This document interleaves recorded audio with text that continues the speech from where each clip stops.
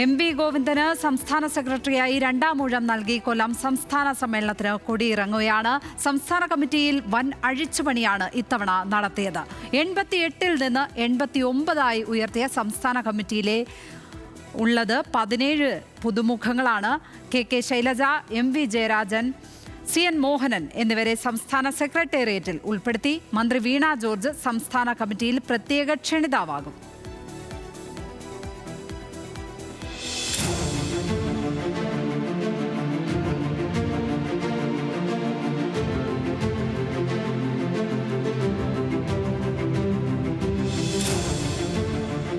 മന്ത്രി R Bindu, John Brittas MP, യുവപ്രാതിനിധ്യവുമായി DYFI നേതാക്കളായ VK സനോജ്, B വസീഫ് എന്നിവരാണ് സംസ്ഥാന കമ്മിറ്റിയിലെത്തിയ പുതുമുഖങ്ങളിൽ പ്രമുഖർ.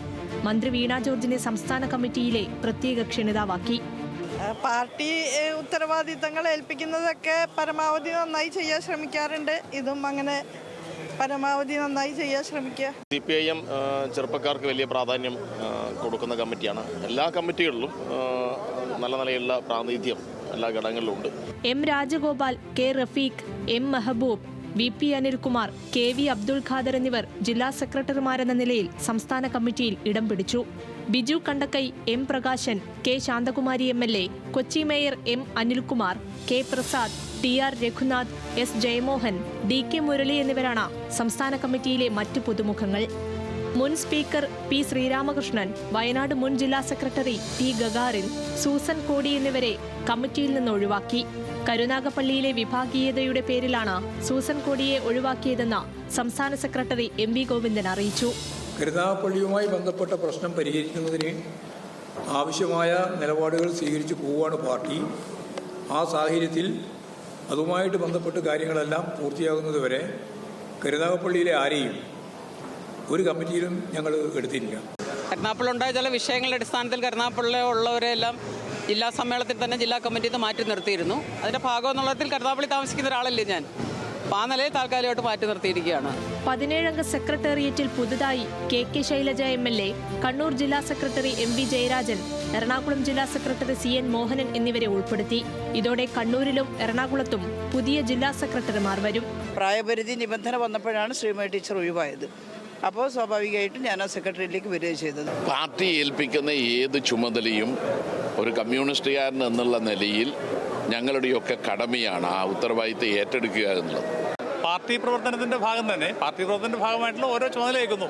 നേരത്തെ ജില്ലാ സെക്രട്ടറി സ്ഥാനം ഏറ്റത് എങ്ങനെയാണ്, അതുപോലെ സെക്രട്ടേറിയറ്റിന്റെ ഭാഗമായിട്ട് ചുമതല ഏൽക്കുന്നു. എറണാകുളത്തെ പ്രവർത്തന കേന്ദ്രം തിരുവനന്തപുരത്തിൽ മാറ്റുന്നു. അത്രമാത്രം.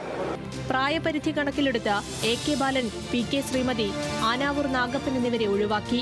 പുതിയ കേഡർമാർക്ക് പ്രൊമോഷൻ കിട്ടണമെങ്കിൽ വയസ്സിൻ്റെ പരിധി വളരെ പ്രധാനപ്പെട്ടതാണ്. എന്നേ വെക്കേണ്ടതായിരുന്നു. ഞാൻ വ്യക്തിപരമായിട്ട് 75-നേക്കാളും 70 എൻ്റെ മനസ്സിലുള്ളത്. തീരുമാനം പാർട്ടി പറയുമ്പോൾ വളരെ അധികം സന്തോഷപൂർവ്വം നമ്മൾ സ്വീകരിക്കുന്നത് എന്താ കാരണം എന്നറിയോ? എത്രയോ വർഷമായി നമ്മളിവിടെ ഇരിക്കുന്നു. എനിക്ക് പകരം കൂടുതൽ ആളുകളെയൊന്നും ഇങ്ങോട്ട് അങ്ങനെ എടുക്കാനും പറ്റില്ല. അപ്പോൾ എനിക്ക് പകരം പുതിയ ആളെ കൊണ്ടുവരാൻ പറ്റും. ഈ സമ്മേളനം കമ്മ്യൂണിസ്റ്റ് പാർട്ടിയുടെ ഒരു കരുത്ത് ഒന്നുകൂടി ശക്തി പ്രാപിച്ചുകൊണ്ട് മുന്നോട്ട് പോകാനുള്ള ഒരു ഇൻസ്പിറേഷൻ നൽകുന്ന സമ്മേളനമാണ്. ഈ കാലഘട്ടത്തിൻ്റെ ദൗത്യം നിർവഹിക്കാൻ കേരളത്തിൽ CPM മാത്രമേ സാധിക്കൂ. P ശശി, P ജയരാജൻ എന്നിവരെ സംസ്ഥാന സെക്രട്ടേറിയറ്റിലേക്ക് പരിഗണിച്ചില്ല. KH ബാബുജാൻ കൺട്രോൾ കമ്മീഷൻ അധ്യക്ഷനാകും. ബാബുജാനും സംസ്ഥാന സമിതിയിൽ പ്രത്യേക ക്ഷണിതാവായിരിക്കും. C അജയകുമാർ, P മമ്മിക്കുട്ടി എന്നിവരാണ് കൺട്രോൾ കമ്മീഷൻ അംഗങ്ങൾ. ടീം ന്യൂസ് മലയാളം, കൊല്ലം.